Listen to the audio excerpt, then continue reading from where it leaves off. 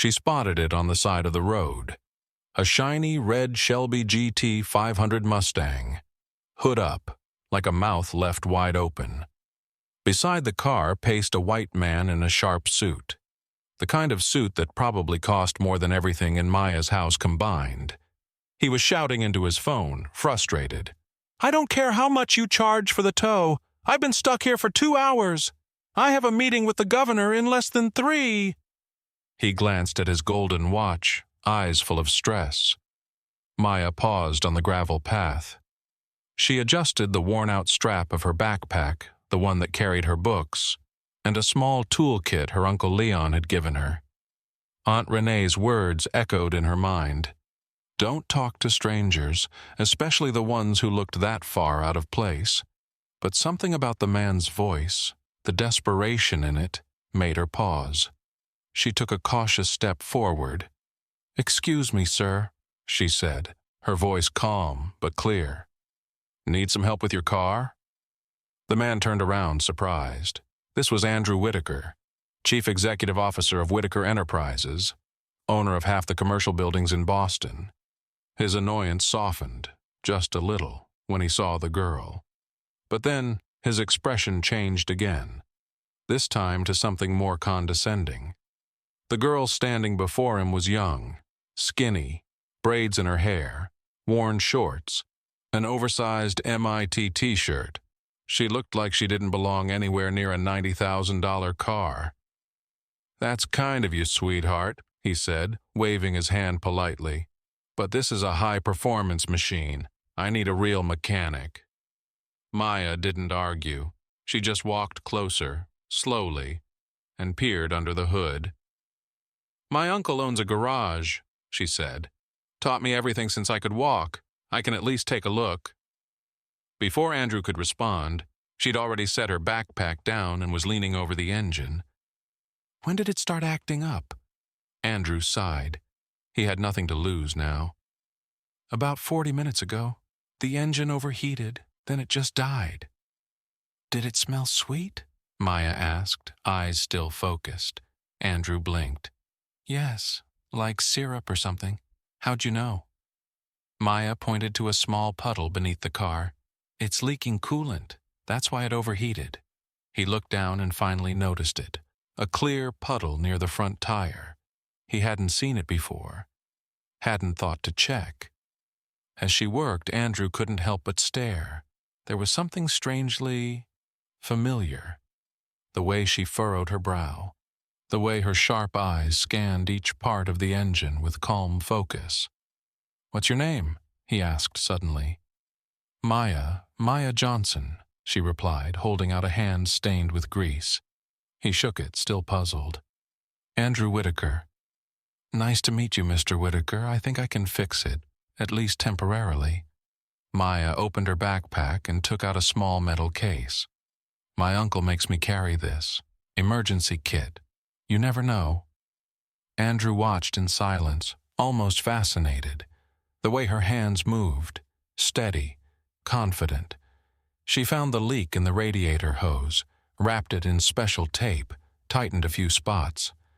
"That should hold till you reach town," she said. "But you'll need to add water. It's lost a lot of coolant." Andrew was impressed. But when she pushed her hair behind her ear, that's when everything changed.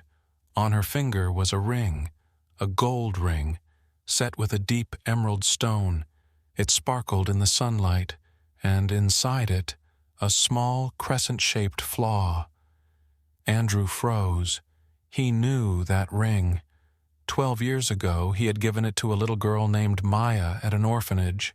Just days before that orphanage was mysteriously shut down. That ring was supposed to be a promise that he'd come back for her. And now here it was, on this girl's finger. The world around him faded for a moment. "Maya," he said slowly, "that ring, it's very unusual." She looked down, surprised by the sudden shift in his tone.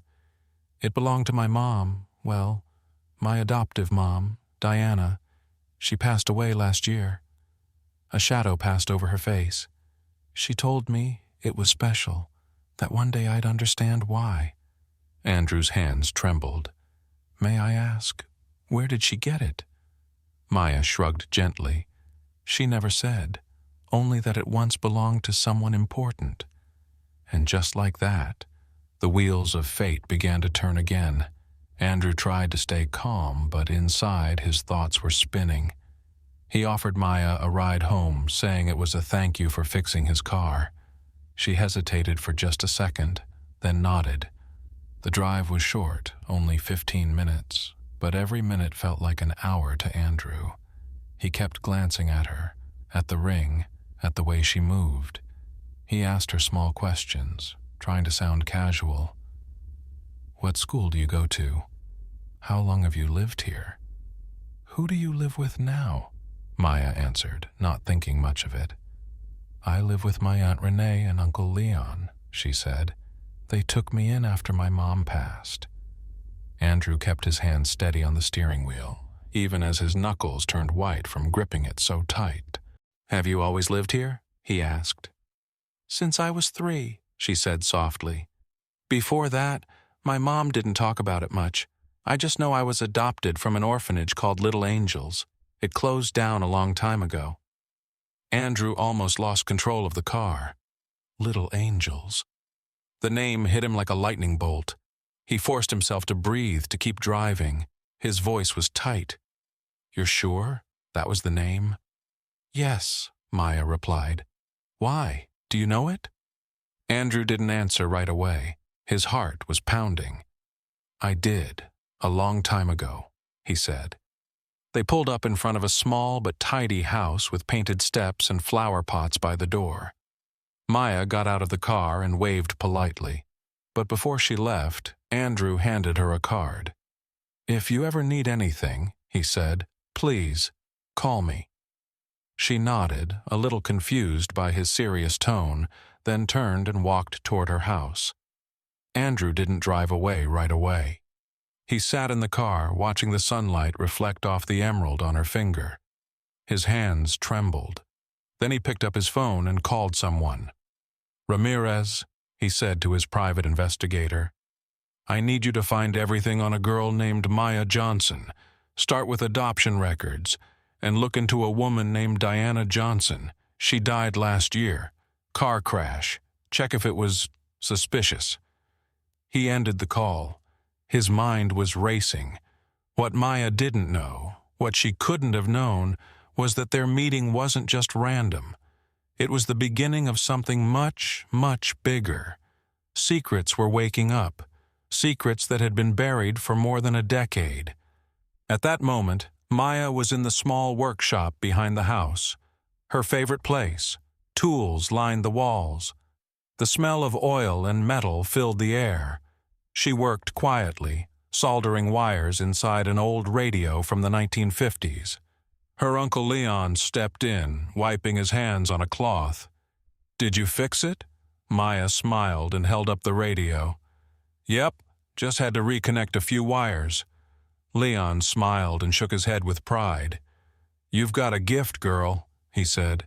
"I've never seen anyone understand machines like you do."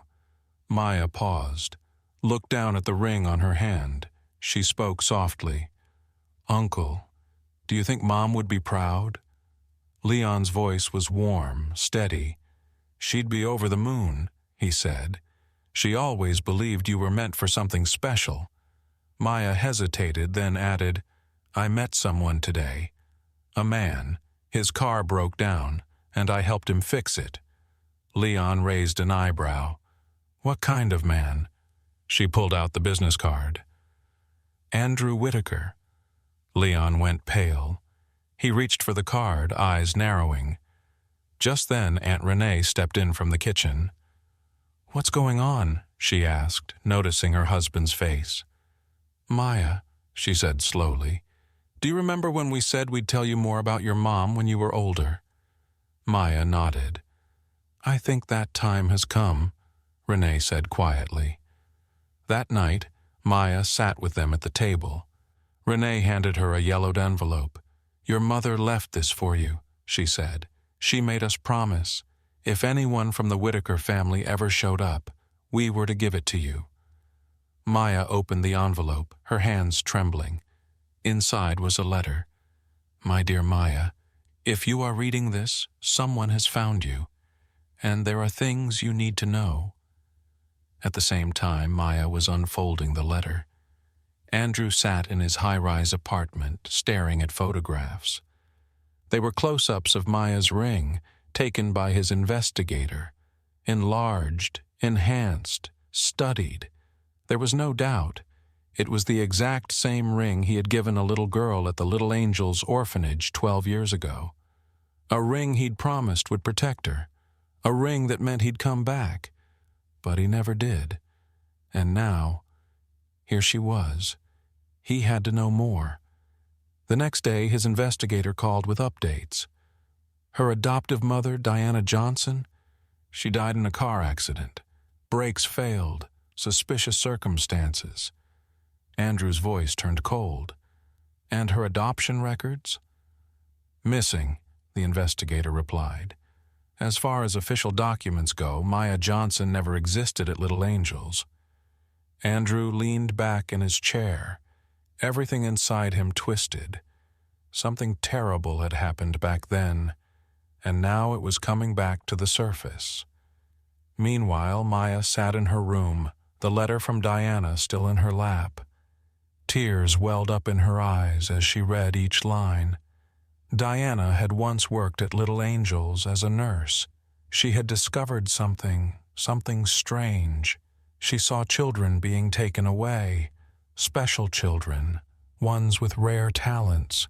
And when she saw Maya's gift with machines, she knew the girl was in danger. So she ran, changed both their names, went into hiding, left behind everything. And now, the past was catching up. Back at Whitaker Enterprises, Andrew opened a dusty file. Inside were old documents about Project Horizon and the purchase of the orphanage land. His father, Howard Whitaker, had made that deal. Bought the property for next to nothing, citing financial irregularities. But something felt off. Too many questions, too many things left unexplained. He kept digging. One document stood out. A list of the children at Little Angels. Most of the names were crossed out, but one name was circled in red. Maya Johnson. Next to her name, special case. Contact H.W. Andrews' hands froze. H.W. Howard Whitaker, his father. At that moment, a call came in from Ramirez again. "There's more," he said. "A reporter named Marcus Hayes is also investigating Little Angels. He's found a theory." Andrew's voice sharpened. "What theory?" "He believes your father was interested in children with special talents, cognitive abilities. Maya's gift, it's real. She doesn't just fix things. She understands them, like, instinctively." Andrew stood in the center of his office, the city lights behind him. He realized now that Maya wasn't just a girl with a ring. She was the key. But someone else was watching too. The next day, a black SUV pulled up outside Maya's school. Two men in suits sat inside, eyes locked on the entrance. "That's her," one of them said. "The girl with the emerald ring. Mr. Whitaker Sr. wants her, now." What they didn't know was that Uncle Leon had followed them. From across the street, he watched with sharp eyes. He pulled out an old phone, one Diana had left behind. He dialed a number she told him to use only in case of emergency. A voice answered. "Marcus Hayes," it said. Leon took a breath.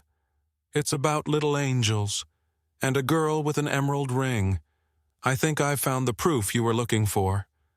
Far away, in a sleek private office, Howard Whitaker entered his son's workspace unannounced.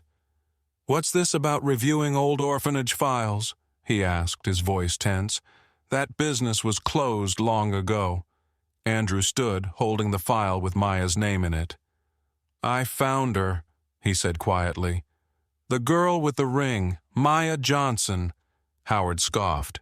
"So? Just another orphan?" Andrew's tone changed. "She's not just another girl. She fixes things. With no training, no manuals, she just knows. Howard chuckled, but there was something in his eyes. "You still don't understand," he said. "Some children are valuable." Andrew looked at him horrified. "You bought the orphanage to find them, to harness them," Howard corrected coldly.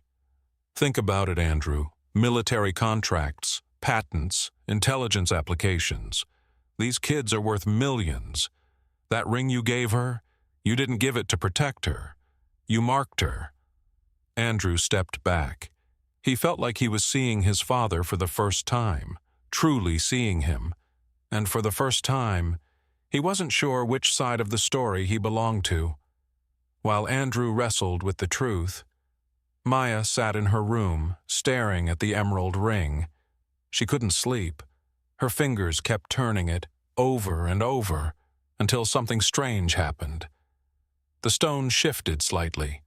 Click! A tiny hidden compartment opened, revealing a micro-device no larger than a fingernail. Inside was everything Diana had hidden: documents, photos, voice recordings, and most of all, proof. Proof that something terrible had happened at Little Angel's, and that Maya had been at the center of it. The next day, Maya met Uncle Leon and Aunt Renee at the kitchen table. She showed them the device. Leon nodded slowly. "Diana told me if anything ever happened, this would be her backup plan." Aunt Renee whispered, "I think it's time we make it public." But before they could move, everything accelerated. Andrew walked into the towering conference room of Whitaker Enterprises. All the senior executives were there, nervous, quiet. Howard Whitaker stood at the head of the table. "Where is my son?" he snapped. "He should have been here an hour ago." Then, the double doors opened. Andrew walked in. He wasn't alone. A woman in a dark suit followed behind him, calm and firm. "Sorry I'm late," Andrew said. "This is Claire Bennett." Federal prosecutor gasps filled the room. Howard's face turned pale. "You did what?" he hissed. Andrew didn't answer. He connected his laptop to the large screen on the wall, and with one click, everything began. Photos, reports, audio files, a digital mountain of evidence about Little Angels, about the other 5 orphanages they'd secretly acquired, about children tested, tracked, and exploited. Andrew looked around the room. "This is what we've been hiding," he said quietly. 48 children, special, unique, moved from place to place, files erased, identities changed. Howard tried to stay calm. "You stole confidential documents," he said. "That's corporate espionage." "No," Andrew said firmly. "That's called the truth." The screen shifted. A video started to play. Surveillance footage. A young nurse, Diana, running through the orphanage at night, carrying a child in her arms. Then, another clip. Howard, standing before security guards. "Find her," he said. "That girl has strategic value. She can't disappear." Gasps again. 3 orphanage workers had died in accidents shortly after the orphanage closed. Diana's brother, one of them. He had asked too many questions. Howard's voice broke through the tension. "You have no idea what you're doing," he growled. Just then, the doors opened again. Maya entered the room, Uncle Leon by her side. Behind them, a man with a camera, Marcus Hayes, reporter from the Boston Globe. Maya stood tall. "You didn't have to come," Andrew said softly. "Yes, I did," she replied, steady and brave. "My mom said one day I'd have to face the men who made us run." Howard's eyes locked onto her. "So, you're Project 17, he said coldly. "Didn't expect you to be so small." "And you're the man who killed my mother," Maya replied without flinching. Her voice didn't shake. "Her brakes didn't fail by accident, did they?" Howard smiled, cruel and smug. "Proving that would be impossible." Maya didn't move. She just reached into her backpack, pulled out the emerald ring. She turned the stone, popped the hidden chamber open, and pulled out the device. "This contains copies of all the orphanage's records," she said, "including meetings between you and military contractors." Howard froze. The camera's red light blinked. "This is being streamed live," Marcus Hayes said. "Over 10,000 people are already watching." Howard's mask cracked. Andrew turned to his father. "It's over," he said. "The prosecutor's offering me full immunity. I'm taking it. But you'll face a jury." Just then, federal agents entered the room. Howard Whitaker, the man who built an empire on stolen childhoods, was placed in handcuffs. Maya walked toward him, her eyes calm, her voice clear. "My mother taught me something," she said. "Broken machines can be fixed, but broken people have to fix themselves." Howard was let out, his power gone, his legacy shattered. The empire had fallen, and the world was watching. The fall of Whitaker Enterprises shook the entire country. News spread fast. Reports of illegal experiments, lost children, secret programs. Their stock crashed. Politicians distanced themselves. Former allies vanished like smoke. But for Andrew, it wasn't just about headlines. He had lost everything: his name, his inheritance, his place in a world he once ruled. But somehow, he felt lighter, because for the first time, he had done the right thing. He had chosen truth. In the courthouse steps, Maya stood next to him, sunlight dancing off the emerald ring now shining like a badge of honor. "What happens now?" she asked quietly. Andrew looked out at the skyline, at the buildings his family had built, some with pride, many with pain. "Now," he said, "we rebuild. Not just buildings, but lives." 5 years passed, and where the old Little Angels orphanage once stood, something new had risen. A place called the Johnson Center for Young Inventors. Not just a school, a movement. A home for kids from underprivileged communities. Kids with minds like fire and hands that could heal machines, just like Maya once had. And now? She was 15, walking the halls of the center, guiding engineers twice her age. "The sensors in the East Wing are still glitching," she told them, her voice confident. Her eyes scanned the system, one glance. She already knew what was wrong.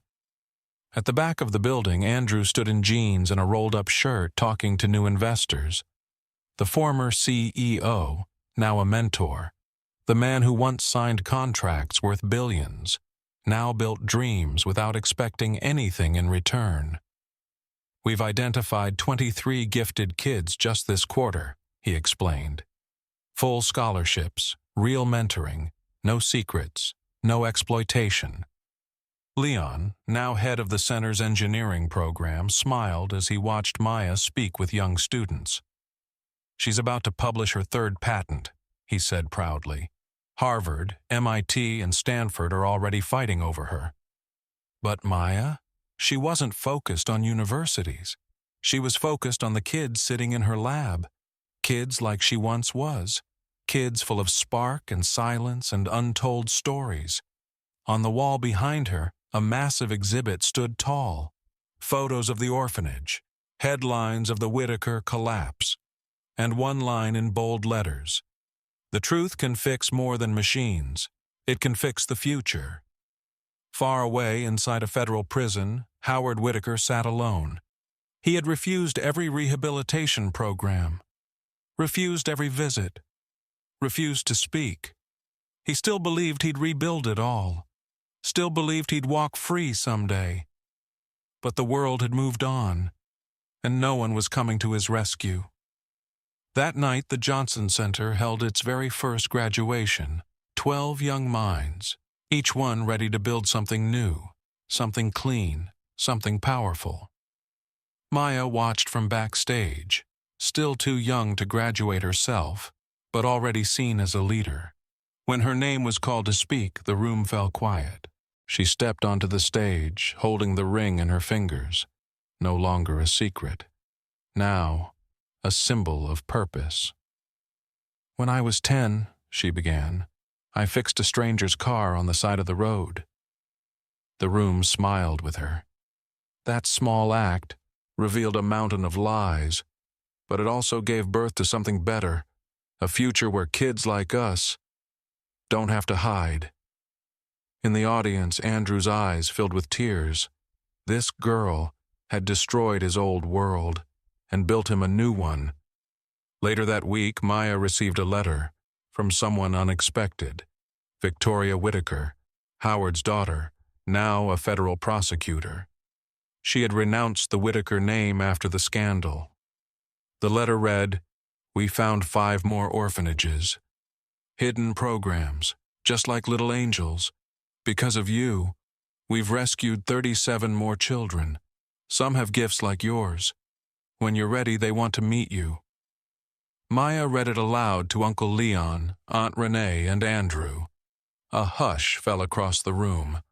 What had started with a broken car, a lost ring, and a single act of kindness had grown into a quiet revolution, a reminder that real power isn't in money or fame, it's in the courage to do what's right.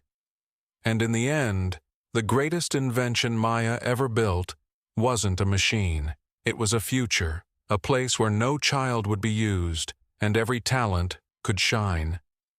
As the sun set over the center, a new sign was unveiled. Every child deserves freedom. Every gift deserves to flourish. And beneath it, in Maya's handwriting, "This is for Diana. For truth, for tomorrow,